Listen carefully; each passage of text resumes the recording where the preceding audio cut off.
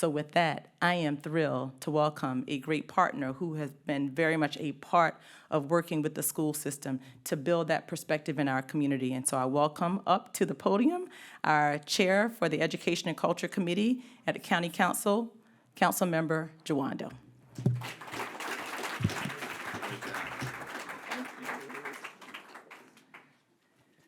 Thank you, Dr. McKnight. We both have sixth graders starting new schools today, so we were just like, ooh, you know. It's not even words, it's a feeling. Really happy my colleague on the council, Member Albernaz on the Education and Culture Committee, Councilmember Fanny Gonzalez, who chairs our Economic Development Committee, Councilmember Balcom, whose district this is, are here, as well as colleagues from the legislature, our great delegates, Foley, Greg Wims, and Delegate Pam Queen, and I think I always like to check. We all make sure we have the protocol set.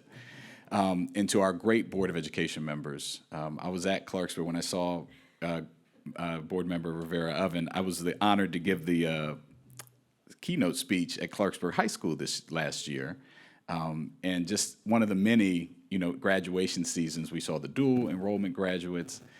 You just can't say enough about just the promise and the opportunity of all of our students in MCPS in our 211 schools, the 14th largest school district in the country. This is a major, major event of opening a school day. This is one of the biggest employers in our state, certainly in the county. And not only that, it's always cool to be in an elementary school. We were talking about the littles getting on a bus. I had one go to elementary school today, two on a bus. And I said I didn't get any calls, so I'm assuming they are where they're supposed to be and learning. But just across this hall and just behind us here, I think it's easy to forget what's happening. Lives are being changed. Confidence is being built. Principal Dinga knows this. Kids are learning.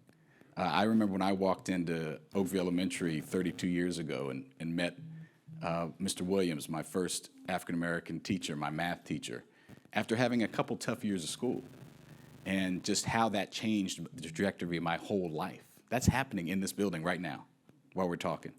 And it's only happening because of Principal Dinga and all the educators and MCPS central staff and board members and my colleagues on the council. It takes the community, it takes an entire community to have that support, learning, confidence building happen in MCPS. And we're just thrilled that it's starting off again today.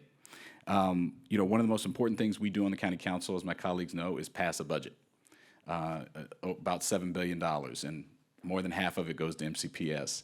And that's appropriate, because I said of our size and the important work that's happening in these walls. And we have been very proud to play a role, first with the recordation tax and the CIP that we passed, which funds our capital projects here in the county, schools, libraries, et cetera, to be a part of this journey to deliver a great school like Cabin John today. And on the operating side, as was mentioned, democracy is not pretty. We're seeing that play out every day, and the kids are going to learn about that, obviously. They're going to get a crash course over these next few months around this country, as they should. But we were able to deliver record increases in funding for our teachers and educators on a path that needs to be, it's not enough, it needs to be commensurate with what they're worth, but it's on a path to get us among the highest in the nation as far as salaries, and we will continue to do that. Robert Frost once said that education is the ability to listen to almost anything and not lose your temper or your self-confidence. And our kids are learning that here in MCPS. They are learning in the midst of difficulty, in the midst of the pandemic, coming out, some kids just readjusting, mental health issues. They are learning how to deal with the highs and lows. And that's what we're called to do for them. And we are committed to that work, whether it's making sure they have the appropriate and beautiful buildings like MC. We can brag. We have the best in the state. I'm not going to, I've been around. We do. And we want it for everybody. But we're glad we have it. We have some of the best educators and administrators in the state, right? We are a large institution, but we care about each and every child. I had confidence this morning when I put my sixth grader and my fourth grader on the bus amidst a little bit of tears from mom and me and everybody else, that I knew they were going to end up in a place where people cared about them, where they were invested in their learning and well-being, and that they were going to grow today and in the future.